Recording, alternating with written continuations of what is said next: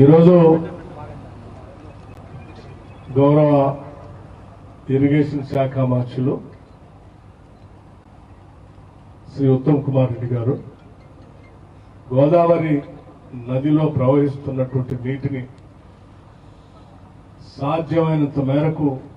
అందుబాటులో ఉన్నటువంటి వ్యవస్థల ద్వారా మొత్తాన్ని వీలైతే గ్రావిటీ ద్వారా వచ్చేటువంటి వాటిని లిఫ్ట్ ద్వారా తీసుకోవాల్సినటువంటి వాటర్ని లిఫ్ట్ ద్వారా పూర్తి స్థాయిలో వినియోగం తీసుకొని రావాలనేటువంటి ఆలోచనతో ప్రత్యేక దృష్టి సారించి ఇరిగేషన్ ప్రాజెక్ట్స్ దగ్గరికి వెళ్లి రివ్యూ చేసే కార్యక్రమాన్ని చేస్తా ఉన్నారు. గౌరవ ముఖ్యమంత్రి రేవంత్ రెడ్డి గారు ఇరిగేషన్ శాఖ మంత్రులు, రెవెన్యూ శాఖ మంత్రులు, అట్లాగే అగ్రికల్చర్ శాఖ మంత్రులు, నేను, ఇతర కేబినెట్ సహచర మంత్రులందరూ కూడా ప్రస్తుతం ప్రపంచవ్యాప్తంగా వచ్చినటువంటి ఎల్నినో ఎఫెక్ట్ తో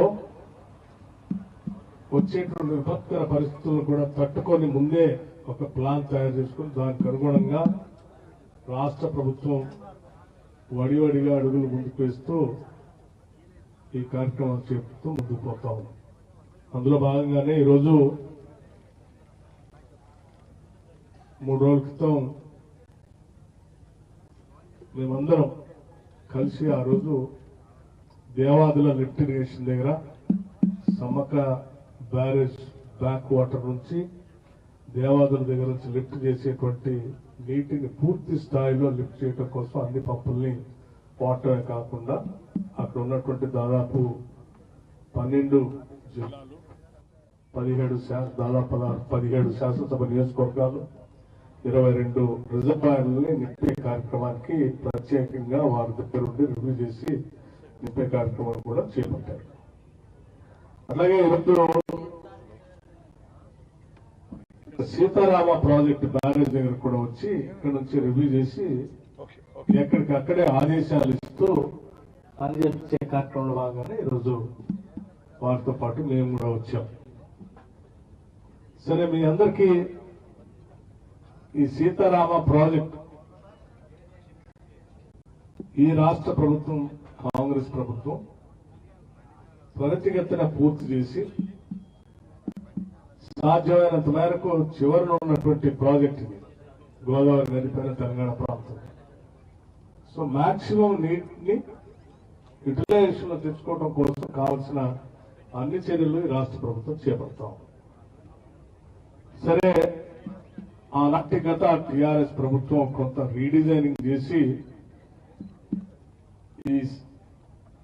సీతారామ ప్రాజెక్టు పైన కొంత ఆర్థిక పరమైనటువంటి పెద్ద భారం వేసినప్పటికీ కూడా, ఎందుకు చెప్తా ఉన్నానంటే ఆనాటి కాంగ్రెస్ ప్రభుత్వం డాక్టర్ వైఎస్ రాజశేఖర రెడ్డి గారు ముఖ్యమంత్రిగా ఉన్నప్పుడు జిల్లాకు సంబంధించినటువంటి ప్రజాప్రతినిధిగా గోదావరి నదీ జలాలని పెద్ద ఎత్తున ఈ జిల్లా రైతాంగ సోదరులందరికీ అందించాలన్నటువంటి ఆలోచనతో లోతుగా అధ్యయనం చేసి ఇదే స్థానం నుంచి రాజీవ్ సాగర్, దుమ్మగూడెం పునాదులేసి పనులు మొదలుపెట్టించిన సంగతి కూడా మీకు తెలిసిందే. ఆనాటి రాజీవ్ సాగర్ 1,681 కోట్లతో 2 లక్షల ఎకరాలకు నీళ్లు ఇచ్చేటువంటి ప్రాజెక్ట్. ఆనాటి దుమ్మగూడెం రాజీవ్ సాగర్ 1,681 కోట్లతో 2 లక్షల ఎకరాలకి నీళ్లు ఇచ్చేటువంటి కార్యక్రమం. దాంట్లో ఇది ఒక భాగంగా తీసుకొని ఇదే గోదావరి నది పైన కొంత దూరం దిగువ భాగంలో రుద్రం కోట దగ్గర ఇందిరా సాగర్ లిఫ్ట్ ఇరిగేషన్ ఇంకోటి ప్లాన్ చేసి గోదావరి అట్లాగే శబరి నది 2 నదులు అనుసంధానం అయ్యే దగ్గర రుద్రం కోట దగ్గర అక్కడ పునాదులేసి పనులు ప్రారంభించి దానికి 1,824 కోట్ల రూపాయలతో 2 లక్షల ఎకరాలు. అది కూడా ఇందిరా సాగర్ రుద్రం కోట దగ్గర దాని అమౌంట్ శాంక్షన్ అమౌంట్ 1,824 కోట్ల రూపాయలు, 2 లక్షల ఎకరాలు. మొత్తంగా 2 ప్రాజెక్టులు కలిపి 4 లక్షల ఎకరాలకి 3,500 కోట్ల రూపాయలతో 505 కోట్ల రూపాయలతో 3,505 కోట్ల రూపాయలతో 2 ప్రాజెక్టుల్ని కంప్లీట్ చేసి ఈపీసీ సిస్టమ్ ద్వారా ఈ జిల్లాకి 4 లక్షల ఎకరాలు గోదావరి నీళ్లు ప్రవహించడం కోసం ఆ 2 ప్రాజెక్టులు మొదలుపెట్టడం జరిగింది. అప్పటికే రాష్ట్ర విభజన జరగకముందు 2 ప్రాజెక్టులకు సంబంధించినటువంటి పనులు మొదలు కావటం, చాలా పెద్ద ఎత్తున ముందుకు పోవటం, దాంట్లో 2 ప్రాజెక్టులకు సంబంధించి అప్పటికే ఖర్చు పెట్టినటువంటి డబ్బులు లెక్క చూస్తే రెండింటికి సంబంధించి దాదాపు 2,000 కోట్ల రూపాయలు అప్పటికే ఖర్చు పెట్టడం, దానికి సంబంధించిన పనులు పూర్తి చేయడం కూడా జరిగింది. ఇక కేవలం మిగిలింది 1,505 కోట్ల రూపాయలంటే 1,505 కోట్ల రూపాయలు. కేవలం మిగిలింది 1,505 కోట్ల రూపాయలతో మాత్రమే ఖర్చు చేస్తే 2 ప్రాజెక్టులు పూర్తయి 4 లక్షల ఎకరాల నీళ్లు ఇచ్చేటువంటి ఆ 2 ప్రాజెక్టుల్ని దురదృష్టవశాత్తు ఆనాటి టీఆర్ఎస్ ప్రభుత్వం కేసీఆర్ గారి నాయకత్వంలో దుర్మార్గమైనటువంటి ఆలోచన చేసి రెండింటినీ రీడిజైనింగ్ చేసి దాదాపు ఇవాళ ఇంక్లూడింగ్ సీతమ్మ సాగర్ బ్యారేజ్ తో సహా కలుపుకొని, ఎందుకంటే ఆ బ్యారేజ్ ఇప్పుడు రెండింటిని కలపడం వల్ల ఒక దగ్గర లిఫ్ట్ చేయడానికి సరిపోయేంత స్టోరేజ్ లేదు కాబట్టి బ్యారేజ్ కూడా కట్టాల్సిన పరిస్థితి ఏర్పడింది. దాంతో కూడా కలుపుకొని దాదాపు 24,000 కోట్లకి ఇది రీడిజైన్. అంటే మీ అందరూ ఆలోచన చేయండి, కేవలం 3,505 కోట్లతో అప్పటికే 2,000 కోట్ల రూపాయలు ఖర్చు పెట్టి కేవలం 1,505 కోట్లతో అయిపోయే ఈ ప్రాజెక్ట్ ని 24,000 కోట్ల రూపాయలకు రీడిజైనింగ్ చేసి పెంచి దాదాపు ఒక 7.5 నుంచి 8,000 కోట్ల రూపాయలు ఖర్చు పెట్టి దాన్ని పోతా ఉంటే, సరే ఆనాడే ఉత్తమ్ కుమార్ రెడ్డి గారు శాసనసభలో రాష్ట్ర కాంగ్రెస్ కమిటీ అధ్యక్షుడిగా, నేను క్యాంపెయిన్ కమిటీ చైర్మన్ గా శాసనసభలో బయట ఈ గోదావరి నది పైన జరుగుతున్నటువంటి దోపిడీ చాలా స్పష్టంగా సభలో బయట కూడా వివరాలతో సహా వివరించి ఇది సరైనది కాదు, 2 వాటిని కంప్లీట్ చేసిన తర్వాత ఇంకేమైనా ఎగ్జిక్యూట్ చేసుకోవచ్చు స్పష్టంగా చెప్పినప్పుడు కూడా పెడచేవని పెట్టి అట్లా ముందుకు పోయాం. సరే 10 ఏళ్లు అక్కడున్న రుద్రం కోటని ఇందిరాసాగర్ అబాండన్ చేసి అంటే పూర్తిగా వదిలేసి ఈ ఒక్కదానిపైన దృష్టి సారించి నేను తీసుకుంటూ చివరికి అక్కడ వరకు రుద్రం కోట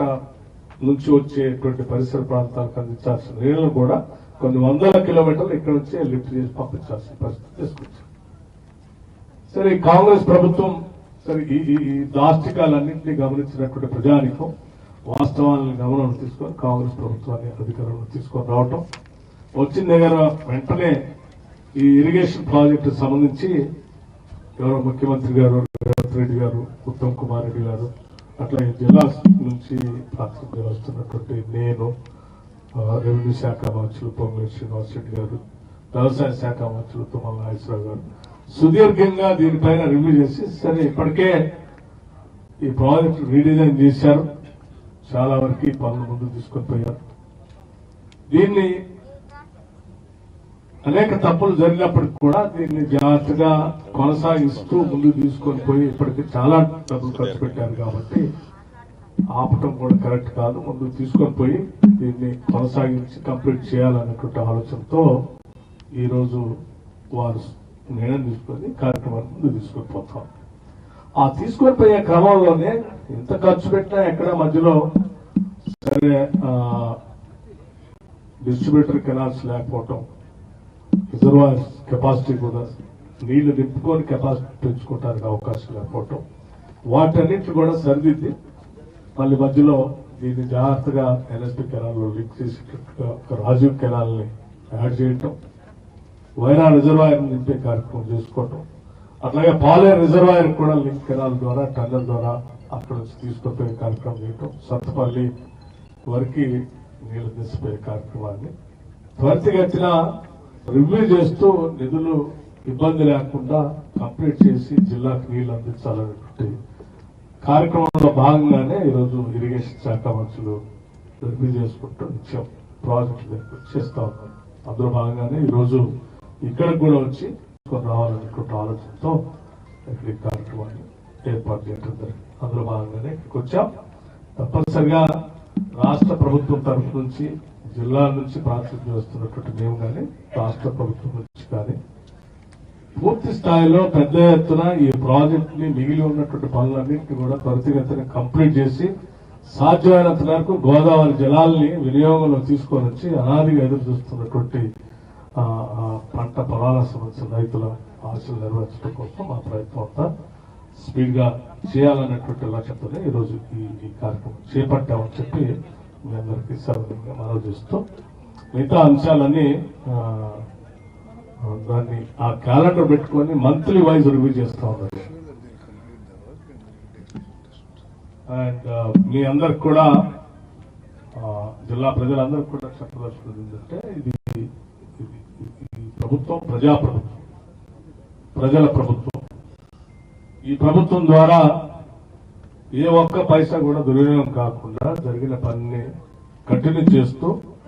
తొందరగా దీన్ని ప్రయారిటైజ్ చేసుకొని ప్రాజెక్ట్ కంప్లీట్ చేసి as early as possible we try to complete this project. This is what we want to tell the people. ఇది రాష్ట్ర ప్రజలకి జిల్లా ప్రజలకు కూడా. ఎందుకంటే గోదావరి నదిలో చివరిలో ఉన్నటువంటి ప్రాజెక్ట్ ఇక్కడ నుంచి ఎంత ఎక్కువ మొత్తంలో ఈ జిల్లా నుంచి డ్రా చేస్తే అంత మంచిదనేటువంటి ఆలోచనతో ముందుకు పోతాం. నమస్కారం, ధన్యవాదాలు. నేను గౌరవ మంత్రి మరియు రెవెన్యూ శాఖ మార్చులు దీనిపైన ప్రభుత్వం ఏర్పడిన దగ్గర నుంచి కంటిన్యూస్ గా మానిటర్ చేస్తూ